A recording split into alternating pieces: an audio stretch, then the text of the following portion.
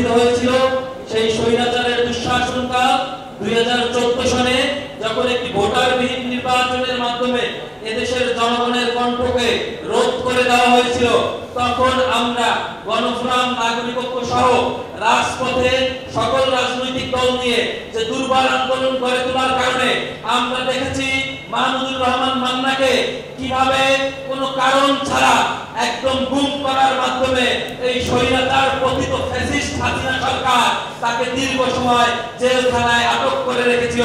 তারপরও আমরা দেখেছি মুক্ত হওয়ার সাথে সাথে তিনি গণতন্ত্র রক্ষার জন্য, গণতন্ত্র আন্দোলনের পক্ষে, জনগণের ভোটাধিকার লড়াইয়ের পক্ষে তিনি বলিষ্ঠ ভূমিকা পালন করেছেন এবং 2018 সালে এদেশের জনগণের ভোটাধিকার ফিরিয়ে দেওয়ার জন্য, গণতন্ত্র ফিরিয়ে দেওয়ার জন্য যে ঐক্য ফ্রন্ট হয়েছিল সেই ঐক্য ফ্রন্ট থেকে ধোঁকাবাজির নির্বাচনের মাধ্যমে, রাতের আধারের নির্বাচনের মাধ্যমে শেখ হাসিনা ক্ষমতাকে জোর করে ধরে রেখেছিল।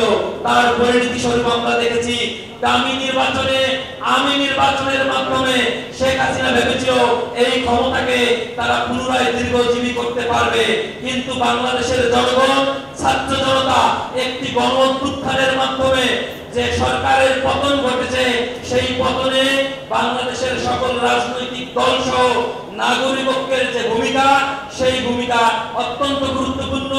আমরা গণফোরাম এবং আমাদের শ্রদ্ধেয় নেতৃবৃন্দ সহ সবাই নাগরিক ঐক্যের এই কর্মসূচি এবং দাপট মুক্ত নির্বাচনের বিরুদ্ধে জনগণের ভোটাধিকারের মাধ্যমে জনগণের ক্ষমতা অতি শীঘ্রই পুনঃপ্রতিষ্ঠিত হবে সেই আশাবাদ ব্যক্ত করছি। সবাইকে অসংখ্য ধন্যবাদ।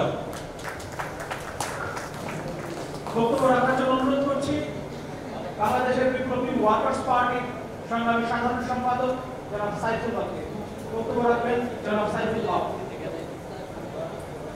5 মিনিটে দিয়েন।